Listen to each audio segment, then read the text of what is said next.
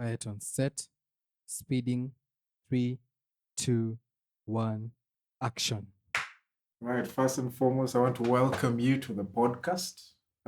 We'll be discussing mainly about music business. I'm sure you've asked yourself some of these questions. What is the music industry? You hear people talk about the music industry, and you wonder what this is, even as an upcoming musician or as an upcoming artist. It's a it's a question that I don't think has been answered well before, and so we want to really demystify this. My name is Ben Kibwana. I'm a musician, and I'm here with the one and only Dr. Maurice Amateshe, who has been in the music industry for quite a long time. I believe over 20 years, sir. Yes, you're right. And so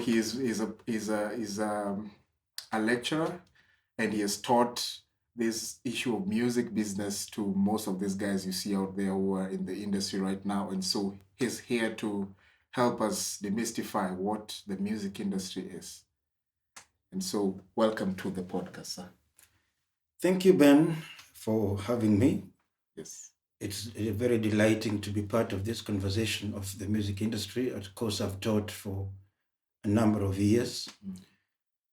The music industry is, to me, is a multinational, a very mammoth multinational business. Yeah.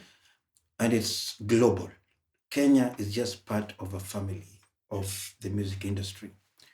But having said that, music industry can be broken down into two if you want to understand it better. Okay.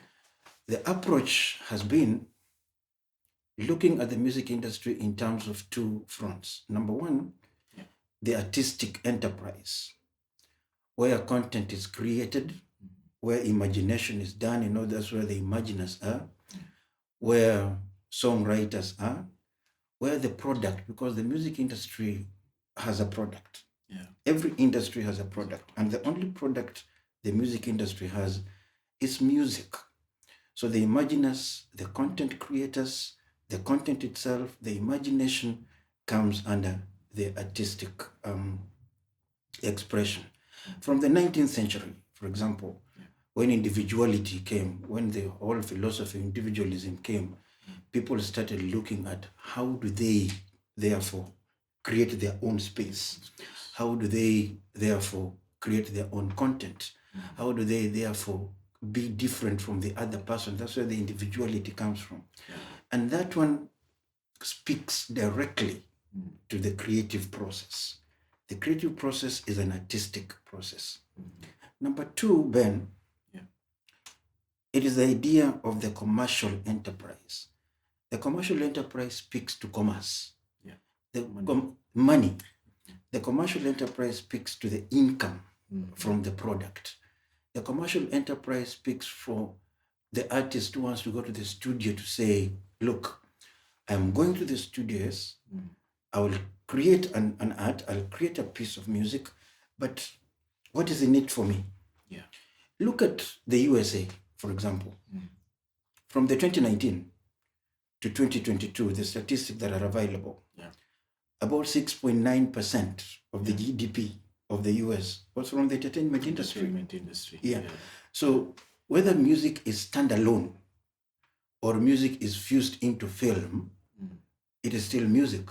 So it is still part and parcel of the music industry.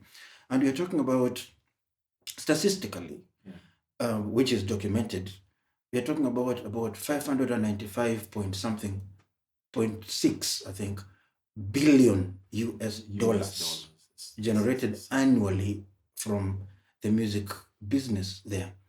And so when you look at the Kenyan industry, you're wondering how much does it generate, therefore, because it is about money. It is about how it comes out. But I'd like to finish on that point by saying this. Sometimes when you look at the music industry, by definition, we try to place it so squarely onto the contemporary urban. Confine it to the contemporary urban. Contemporary urban meaning you want to talk about rap within the hip hop culture. You want to talk about the Their blings, you want to talk about that. But let us not forget, even the traditional society Yes. is also a music industry.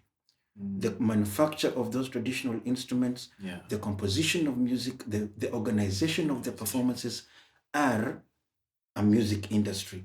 But of importance is to note that particular, based on what I mentioned earlier, on the music industry as a commercial enterprise, we have started adopting what we call in research the appropriation theory. The appropriation theory is where you pick something from one location and use it in another. That's why we are seeing a lot of music from the traditional societies now being brought into the clubs, into the urban centers, while those people cannot survive on the artistic enterprise alone.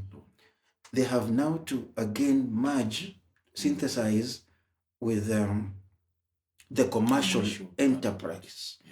So they're looking for money. But the people at the village level, the village arena, those participants will not pay a dime. So they have to appropriate from their localities, the traditional instruments, the traditional musicians, they have to appropriate and come all the way to the urban centers. It doesn't have to be Nairobi. It can be Kisumu, it can be Bungoma, it can be Kwale, it can be... But the fact is they have removed themselves from the localities and they're looking for the urban spaces to perform. That's how I look at the music industry, I mean, the world over. The artistic expression of it, where you compose, and the commercial enterprise, where you get what you want to get. Yes. And that's you've left it at a very good point, because that now leads us to the next question, especially now focusing on the Kenyan music industry. Yes. The key players in the industry, when we talk of the commercial enterprise, who are the players who probably, let me say I'm an artist, I've recorded music and it's ready to be released. So who are the players? Who am I approaching with my music for either promotion, for either distribution, and who is keen to see that I've collected my money from my music? I think you've even made the question simpler because you've partly answered the question. You cannot speak about key players in the industry without breaking down the value chain. And I want to emphasize here for our viewers, I want to emphasize, I'm talking for the beginning, the traditional value chain. And I emphasize traditional value chain.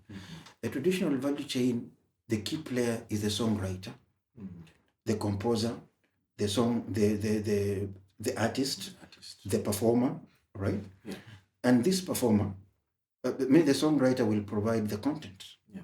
The performer will turn this content from abstraction into something real. I mean, something objectifiable. Then there will be the producer, who is another key player, who now has the technical know-how to bring out this abstraction, to bring out this performance through a technological channel or conveyor belt into something that can be distributed as a product. You'll have the promoter, you'll have the agent who will reach out, to promote. What does it mean to promote? Just to ensure this artist has a market. The artist has a space, this has a platform. You have talked about distributors. I mean, you cannot be in the studio. You cannot be in your study room writing your song, Ben, and then you go to the studio, and then from the studio you are in again marketing. You're the promoter. Again, you are distributing, and then of course we shall have broadcasters. The broadcasters widen the network of how we receive the music. Right? We have the entertainment spots where this music is played. They actually provide the platform of all that. And then we have, of course, at the tail end of all of it, we have the consumer, who is a very, very key. Because when all this product is being made, is being made not for the artist. Not for the artist. It's being made for The consumer. the consumer. Yeah. So for you to understand the key players, you have to break down the traditional value chain. And I want to come back to that. The way I talked about traditional value chain is the dynamics in the music industry are changing. With the emergence of technological advancements, a number of them, some of these value chain players are becoming obsolete. Because an artist can be able to promote their own music on MySpace, on YouTube, without going through somebody. They can distribute it themselves. Actually, the role of now record labels is starting to become Diminished. Yeah, diminished as well. It's not really obsolete, but it's diminishing. Yes. And maybe, let us give it maybe another 10 years or so. If the technological advancements keep pace as they are right now, then people need to start rethinking their role in the value chain. Because the artist will reach the consumer very directly. And that's where we have the so-called independent artists.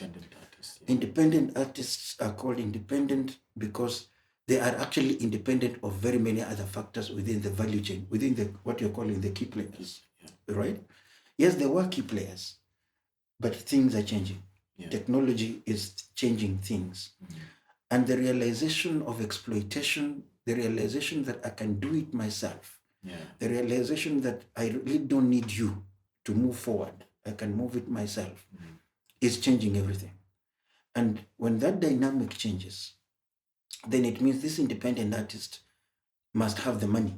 That is normally now the cog in the wheel. Capital, You must have the money. When you have the money, you can go to the producer. You don't have to negotiate. You just say, how much do you need for me to record this song? I need 100,000. Here it is. You want it in cash? You want it in a check? But I want this song in 2 weeks. So you don't have to even queue. You don't have, and from there you want your master. From the master you're moving to the distribution. You're moving to the mass production. Then it is you doing everything. So all that is changing. But as I said, we have to think about the traditional value chain when you're talking about the key players. But going forward, maybe this conversation will now proceed to see who are the key players again in the new era.